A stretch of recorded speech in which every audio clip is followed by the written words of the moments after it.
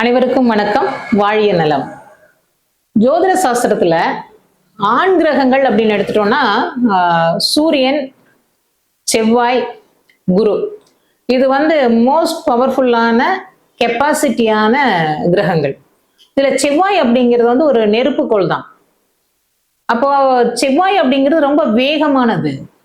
இந்த செவ்வாய் நம்மளுடைய வாழ்வியல்ல என்னென்ன மாதிரியான மாற்றங்களை கொடுக்கக்கூடியது. இவர் இப்ப என்ன பண்ண போறார் அப்படிங்கிறது நம்ம திருமண வாழ்க்கை சம்பந்தமா இவர் என்ன பண்ண போறார், வாழ்க்கை துணை சார்ந்து என்ன பண்ண போறார் அப்படிங்கிறத பாக்குறோம். அப்ப இந்த செவ்வாய் அப்படிங்கிறது என்னன்னா, ஒரு பெண்ணுடைய ஜாதகத்தில் எப்படி இருந்தா என்னென்ன மாதிரியான விஷயங்களை கொடுப்பார் அப்படிங்கிற அமைப்பை தான் நம்ம இப்ப பார்க்க போறோம்.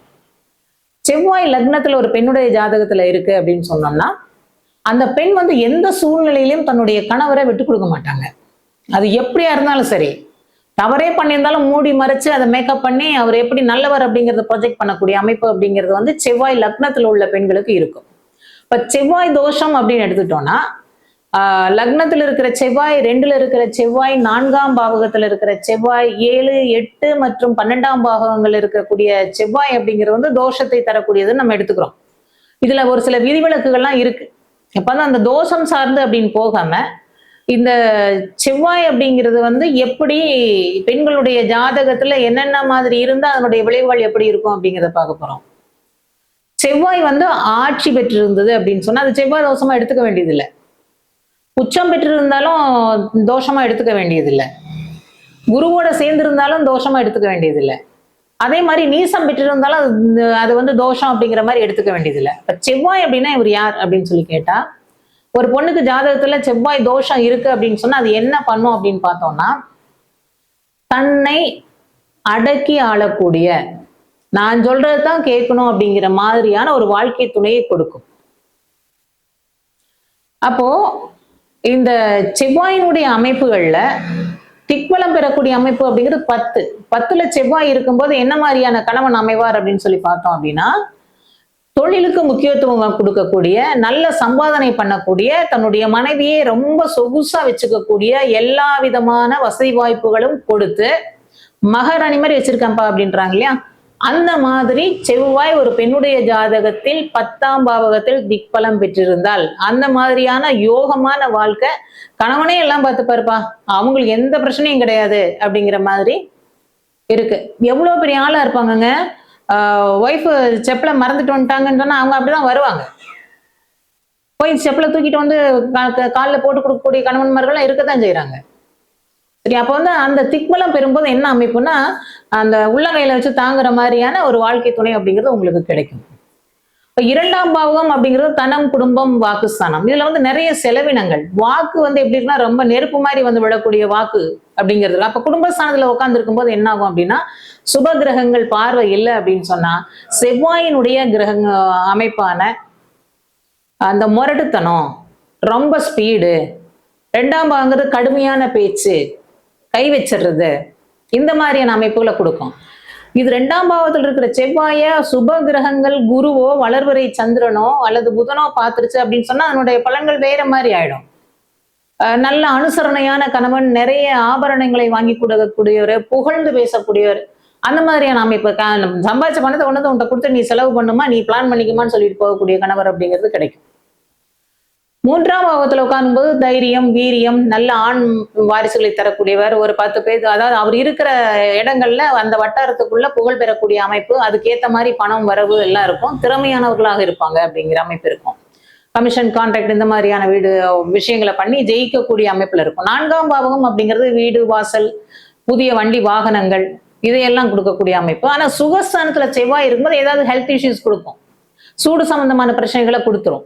அதே மாதிரி தாய் அப்படிங்கிறோம்ல, மாமியார்னு எடுத்துக்கிறோம் இல்லையா, இவருடைய தாய் ஒரு இவங்களுடைய ஸ்தானத்துல அந்த செவ்வாய் 4ஆம் பாவம் அப்படிங்கிறது தாய் ஸ்தானத்துல இருக்கும்போது இவங்களுக்கு மாமியார் எப்படி இருப்பாங்கன்னா ரொம்ப கடுசா இருப்பாங்க அப்படிங்கிற மாதிரியான அமைப்பை கொடுத்துரும். அந்த உறவு முறைகள் எப்படி இருக்குங்கிறத நம்ம அனலைஸ் பண்ணிக்கணும்.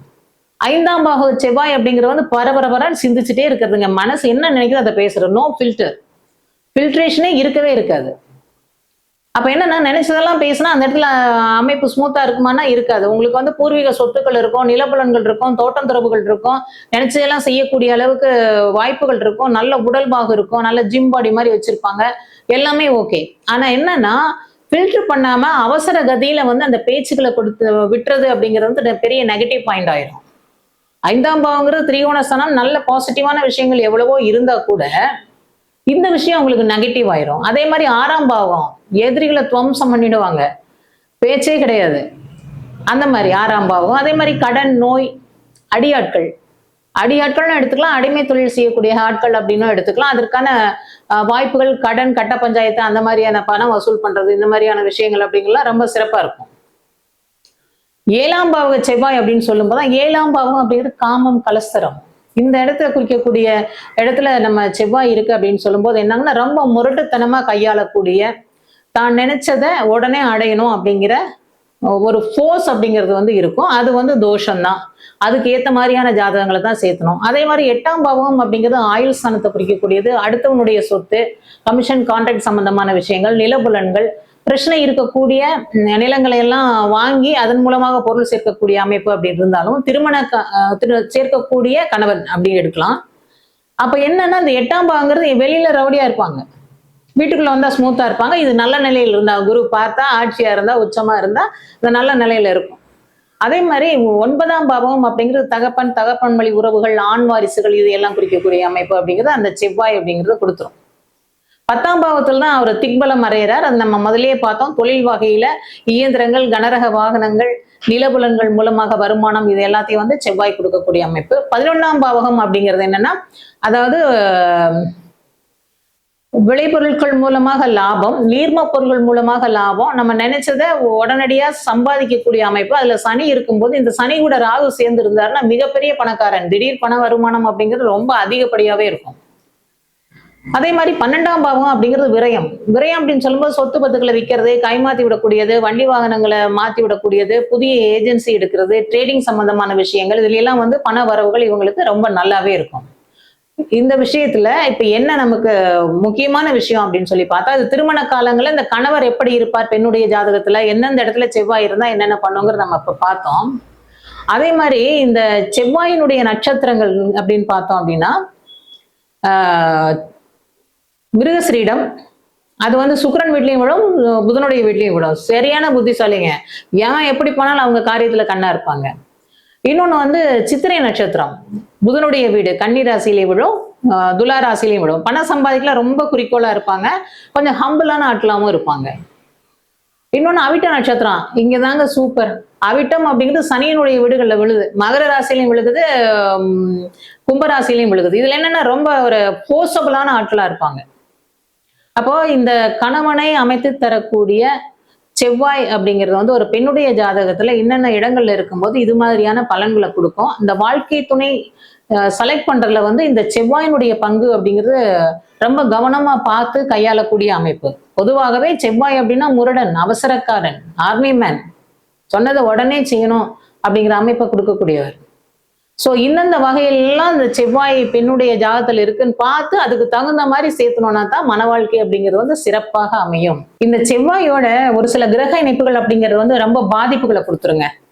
ஒரு பெண்ணுடைய ஜாதகத்துல செவ்வாயோட சனி சேர்ந்திருந்துன்னா சிறப்பு இல்லை, போராட்டகரமான மன வாழ்க்கை, எப்பவுமே ஒரு சந்தேக புத்தி உள்ளது அப்படிங்கிற மாதிரி லைஃப் சரியா இருக்காது. அதே மாதிரி சூரியன், ராகு, கேது இதெல்லாம் இருந்ததுனாலுமே வந்து அதனுடைய இணைவு அப்படிங்கிறது வந்து பெரிய அளவிலான இழப்புகளை தரும் அப்படிங்கிற மாதிரியான அமைப்பு தான். பெண்ணுடைய ஜாதகத்துல செவ்வாய் குரு இணைவு இருந்தது அப்படின்னு சொன்னா பெரிய அளவிலான சிறப்புகளையும் மேன்மைகளையும் கொடுக்கும். அதே மாதிரி செவ்வாய், ராகு, கேது, சனி இணைவுகள் வந்து சிறப்புகளை தராது. ரொம்ப சிரமங்களையும், கேம்பிளிங் மாதிரியான விஷயங்களையும், ஒரு நேர்மையற்ற நடைமுறைகளையும், ஒரு முரட்டுத்தனமான ஆட்களையும், சட்டத்துக்கு புறம்பான தொழில்கள் செய்யக்கூடியவர்களாகவும் கொண்டு வந்து நிறுத்திடும். சூரியன், செவ்வாய் அப்படின்னு எடுத்துட்டோம்னா இது பெரிய களத்திர தோஷத்தை கொடுக்கக்கூடியது. இந்த திசைகள் நடக்கும்போது சூரியனுடைய திசையோ அல்லது செவ்வாயுடைய திசையோ வந்து நடப்புல வருது அப்படின்னு சொன்னா தன்னுடைய துணையை இழக்கக்கூடிய அமைப்பு அப்படிங்கிறதும் அதுல இருக்கு. இது வந்து பயப்படுறதுக்காக சொல்லக்கூடிய விஷயங்கள் இல்ல. இந்த சூரியன், செவ்வாய் 2ம் இணைஞ்சிருந்தது அப்படின்னு சொன்னா, செவ்வாய் என்பது ஆண் கிரகம். சூரியன் அப்படிங்கிறது வந்து பெரிய அளவிலான நெருப்புக்கோள், ஆளுமை செய்யக்கூடிய அமைப்பு. அப்போ ஒரு வீடுன்னு வந்துருச்சு அப்படின்னா, அங்க குளிர்ச்சி தான் இருக்கணும். நெருப்பும் அதிகாரமும் இருந்தா அது வீடு இல்ல. வெளியில ஜெயிக்கலாம். வீட்டுக்குள்ள வந்து என்ன அப்படின்னா, ஜெயிக்கக்கூடியவங்க வந்து மனைவியா தான் இருக்கணும். அப்ப வீடுங்கிறது கூலிங்கான இடம். அந்த ஸ்தானத்த, அந்த துணையை, வாழ்க்கை துணையை தீர்மானிக்கக்கூடிய இடங்கள்ல இந்த சூரியன், செவ்வாய் போன்ற இணைவுகள் இருந்தது அப்படின்னு சொன்னா, பெரிய கஷ்டத்த குடுத்துரும். பொதுவாகவே செவ்வாய் இதுல வந்து நம்ம மெயினா பார்க்கக்கூடிய அமைப்பு அப்படிங்கிறது கடகராசிக்காரங்க. கடகராசியில வந்து செவ்வாய் நீசம் அடையும். இப்ப இவங்களுக்கு வாழ்க்கை துணை செலக்ட் பண்றதுல வந்து ரொம்ப கவனமா இருக்கணும். அதே மாதிரி சிம்மம் அப்படின்னு பார்க்கும்போது செவ்வாயினுடைய அமைப்பு எப்படி இருக்குன்னு பார்த்து தான் நம்ம அதை டிசைட் பண்ணணும். சோ இந்த இந்த 2 ராசிகளும் வந்து ரொம்ப டஃப். 7ஆம் பாவம் சனியினுடைய விழா வந்துரும். கடகத்துக்கும், சிம்மத்துக்கும். அப்ப அதுல செவ்வாய் தோஷங்களை தரக்கூடிய அமைப்புகள் இருந்ததுன்னு சொன்னா, அந்த ஜாதகத்தை டீப்பா அனலைஸ் பண்ணி, அதுக்கு ஏத்த மாதிரியான துணையை அமைத்து கொடுத்தால் தான் வாழ்க்கை சிறப்பாக இருக்கும். இந்த பதிவு உங்களுக்கு பிடிச்சிருந்ததுன்னா லைக் பண்ணுங்க, ஷேர் பண்ணுங்க. மீண்டும் அடுத்த பதிவில் சந்திக்கிறேன். நன்றி, வணக்கம்.